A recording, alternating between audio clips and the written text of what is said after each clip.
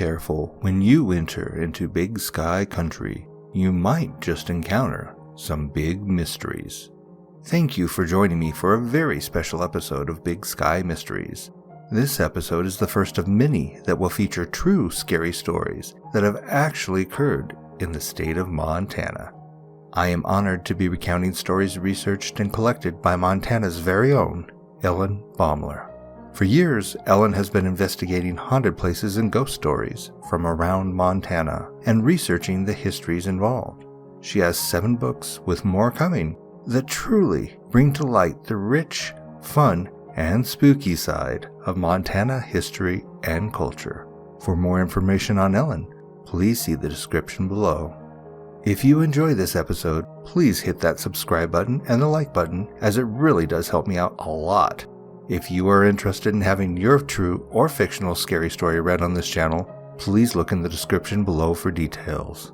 Also, if you are looking for something seriously spooky or downright terrifying, check out more of my videos in the link above. Now, get ready for a true paranormal tale from the state of Montana entitled Mystery of the Metal Coffin. Welcome to Big Sky Country.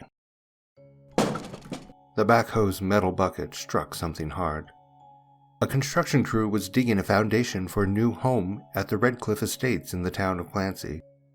Out of the corner of his eye, the backhoe operator saw an object roll free. It left a shiny, wet path like a snail, only much larger. The operator switched off the engine and jumped down to investigate. He was horrified to see that lying there, nestled against the sandy soil, was a human skull. The hair was long and coiled into a bun. A chill ran along the operator's spine as his eyes followed the wet trail the skull had made. He saw that it had fallen out of a large cast-iron coffin. The object he hit with the backhoe. The casket had beautiful silver-plated handles and a viewing window, a piece of glass in the lid so the mourners can see the face of the person inside. The backhoe's bucket had broken the glass, causing the skull to roll out. The casket itself was narrow at the bottom and wider at the shoulders in the style of long ago. The man could see that the body, minus its head, no longer rested comfortably on the padded silk bed, and now lay jumbled inside its metal cocoon. Whose grave was this? No one knew. The Haynes family, who owned the property all the way back to 1892, knew of no one who had been buried there. Sheriff Craig Doolittle took photographs of the grave and then moved the coffin to the Clancy Cemetery. Meanwhile, Charlene Spaulding, a woman with a knack for solving mysteries about cemeteries and people buried in them, took up the search to discover who this person was. With the backhoe's grisly discovery, people began to tell stories about the ancient Red Cliff farmhouse. It stood just off the interstate, on North Main Street in Clancy. There was talk of a shadowy figure in an upstairs window, doors that open and close on their own, and footsteps in the attic. Charlene discovered a story that began long ago. Music drifted out of the open window of the White House in the tiny town of Clancy. It carried above the fields and filtered through the Red Cliff horse barn, over the heads of Silas Harvey's thoroughbred trotting horses. The song carried down the lane. The notes of the piano reached the ears of the men gathered at the bar behind Henry Hill's post office and general store. "That's a sign of refinement," sighed the postmaster. "Clancy is destined for great things." He shut his eyes and pictured the Harvey home up the road, with Evelyn seated at her piano. Evelyn Harvey's grand piano had come by train, steamboat, and ox team all the way from New York. The piano in its carved rosewood cabinet was the talk of the town. It had been a gift from her father Silas.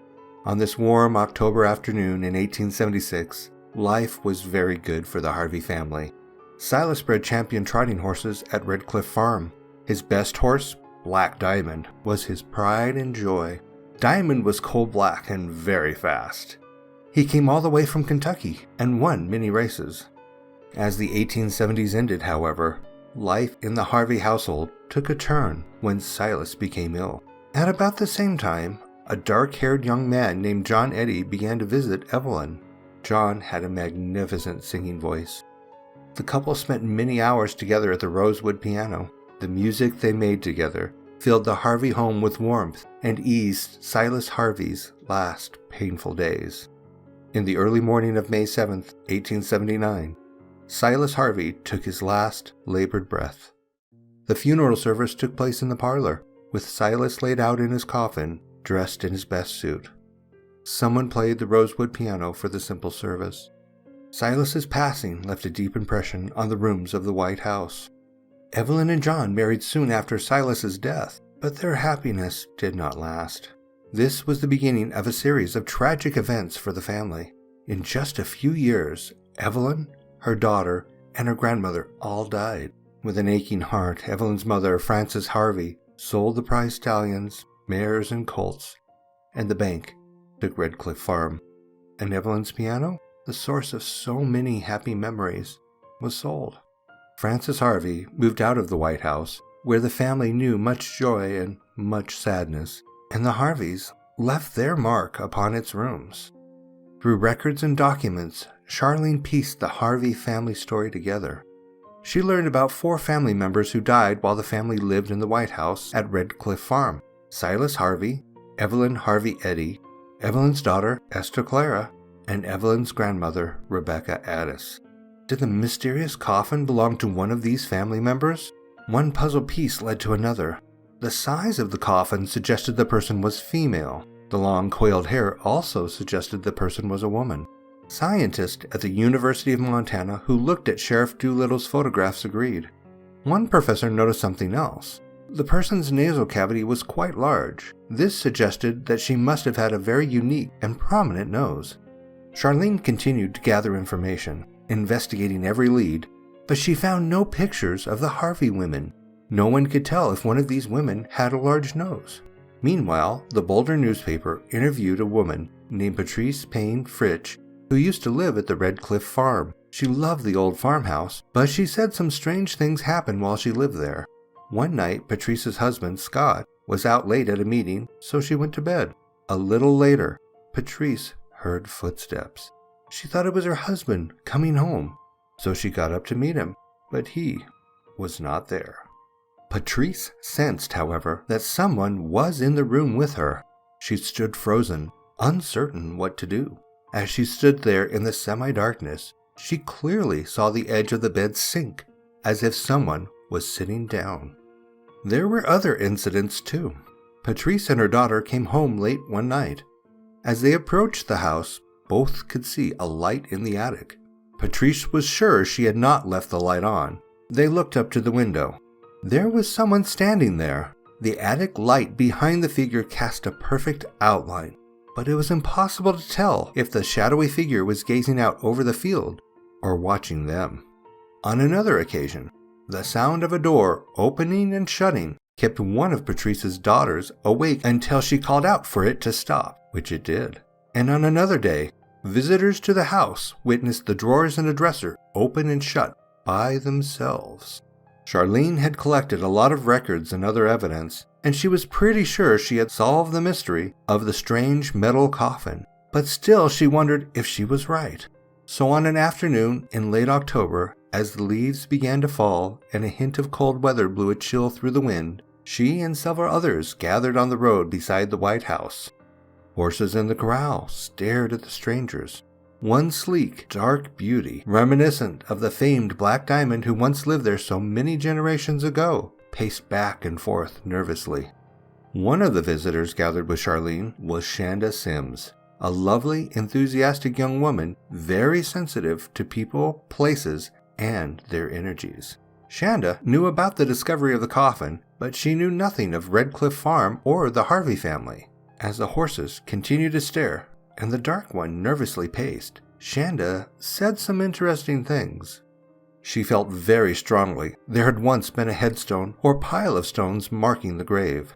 Shanda was certain that the person buried there was a woman, a younger woman, deeply mourned by her mother and husband.